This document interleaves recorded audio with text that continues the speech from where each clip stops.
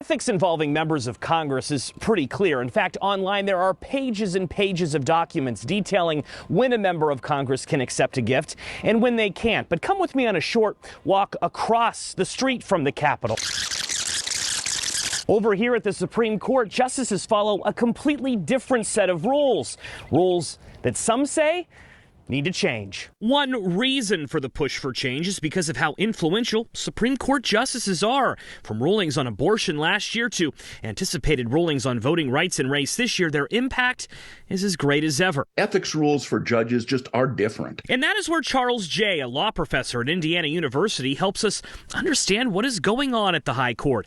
Take, for instance, a code of ethics. The House and the Senate have one. So does the White House. The Supreme Court does not. Jay says the court is deeply rooted in tradition. Adopting an ethics policy has been a controversial idea. They don't like getting pushed around by Congress. I think there probably is a feeling within the Supreme Court that they are a unique kind of court, that they are not subject to the regulation of mere mortals. Ethics at the Supreme Court is in the spotlight again after ProPublica, a nonprofit journalism website, reported on lavish trips valued in the hundreds of thousands of dollars given to Justice Clarence Thomas by a prominent conservative donor. While federal law for decades has require justices to list their financial information, including some gifts, something known as the personal hospitality exemption has existed.